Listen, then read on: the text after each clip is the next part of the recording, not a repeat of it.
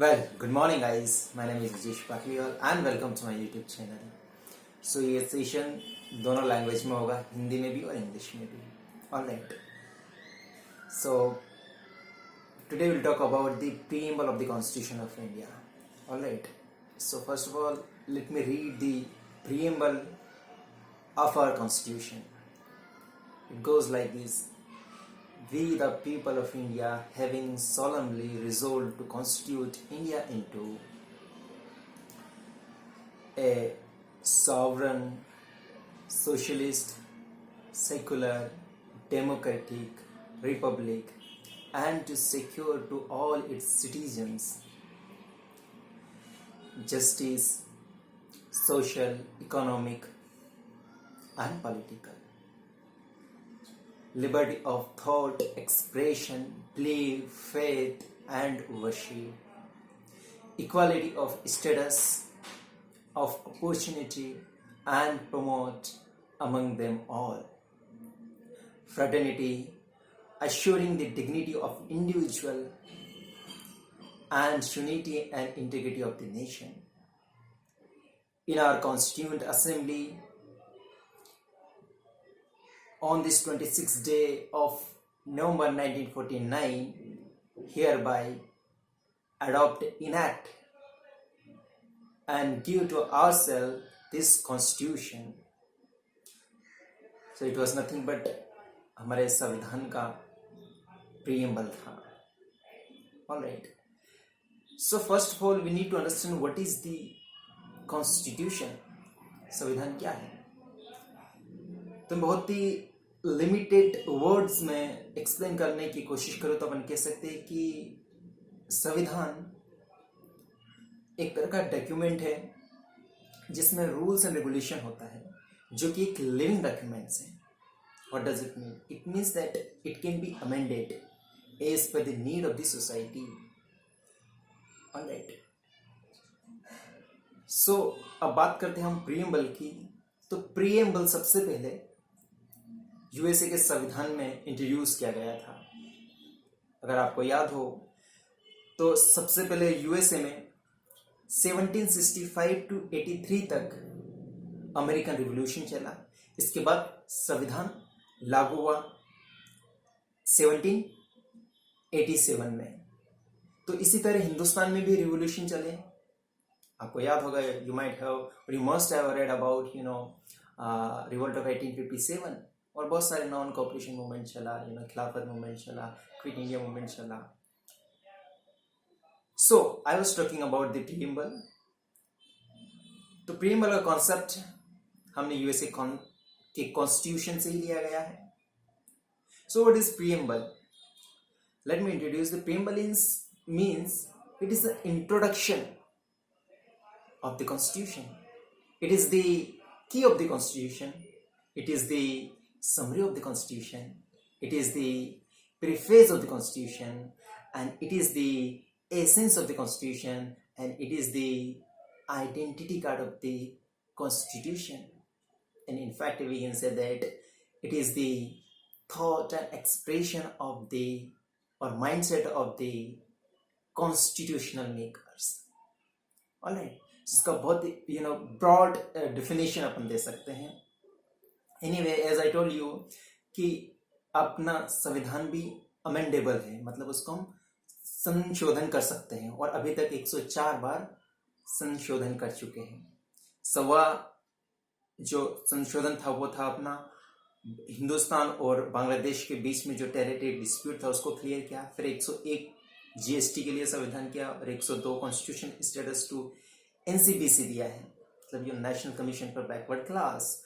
And 103 था वो 10% reservation for economic weaker section of the society in terms of general category. जो पहले का रिजर्वेशन था वो वैसा का वैसे ही रहा है. इसमें 10% अलग से इंट्रोड्यूस किया गया है. And last 104 was the reservation for ST/ST to the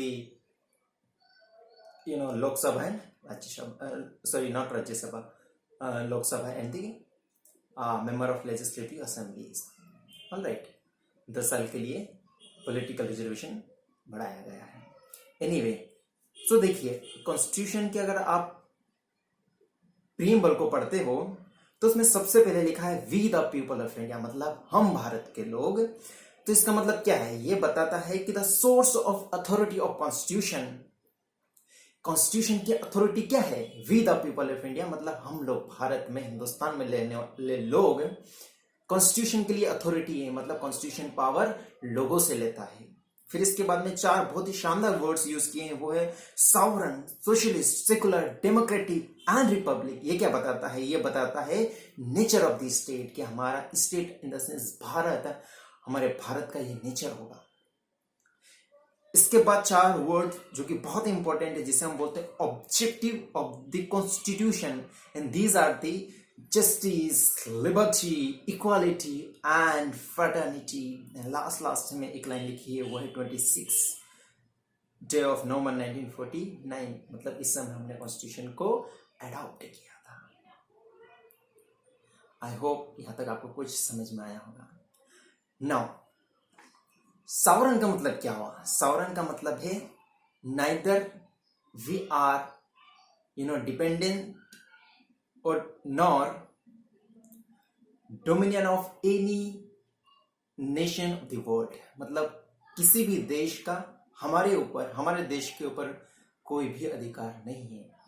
internal matter and external matter, सारा नियम कानून बनाने की जो पावर है वो हमारे पास है।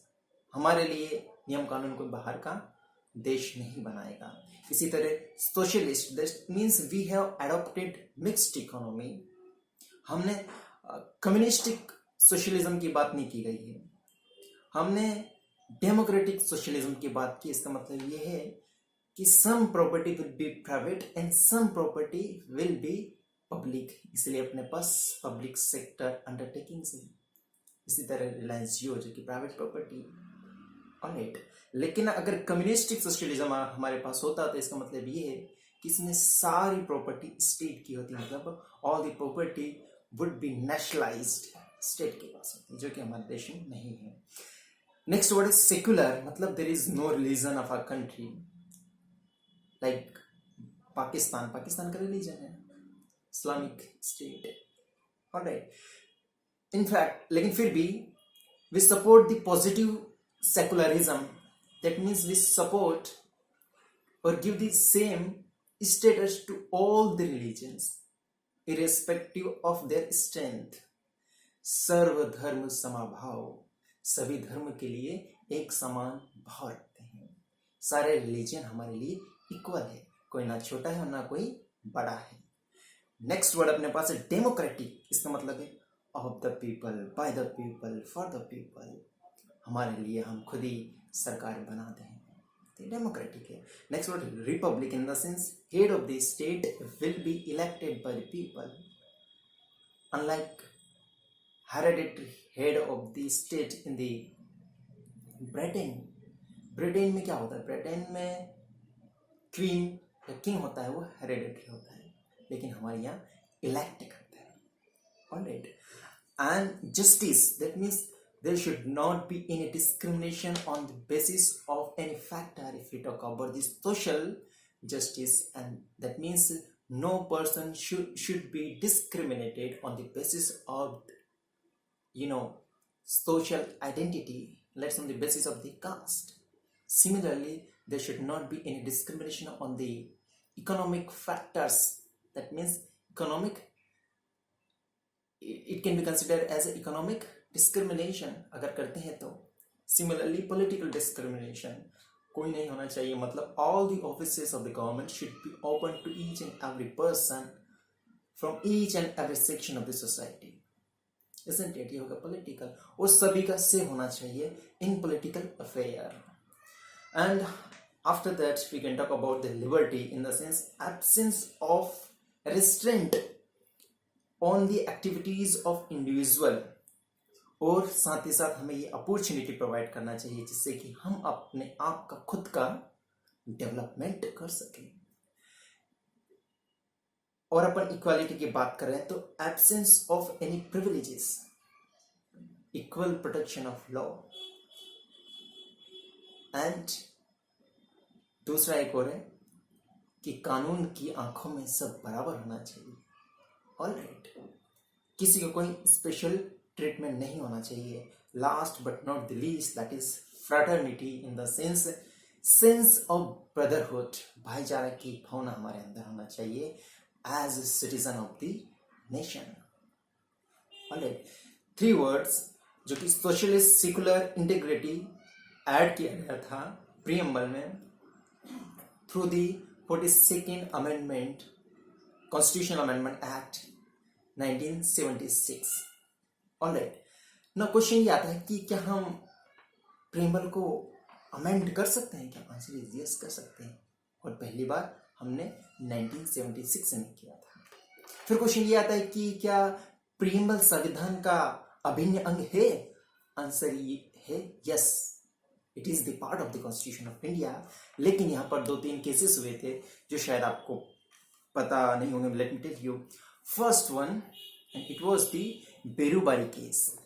इन द बेरुबारी केस ये हुआ था 1960 में, 1960 में। उसमें यह कहा गया था कि भाई जो प्रीएम्बल है ना, it is not part of the constitution of India. लेकिन जब केशवानंदी भारती केस आया था 1973 में, इस समय बोला गया था कि नहीं, ये हमारी आइडेंटिटी को दर्शाता है, हमारे कॉन्स्टिट्यूशनल मेकर्स का जो माइंड था उसको दर्शाता है, इसलिए ये हमारा संविधान का अभिन्न अंग है। That means it was part of the constitution of India. Similarly एक और केस आया था, वो था LIC ऑफ इंडिया केस 1995। इसमें भी the apex court of India, that is the supreme court of India, also held that कि the preamble is the part of the constitution of India.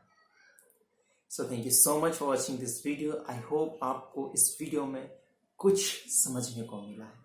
मैं कोशिश करूंगा कि आपको नेक्स्ट वीडियो में और भी अच्छे से समझाने की कोशिश करूंगा। So thank you so much for watching this video.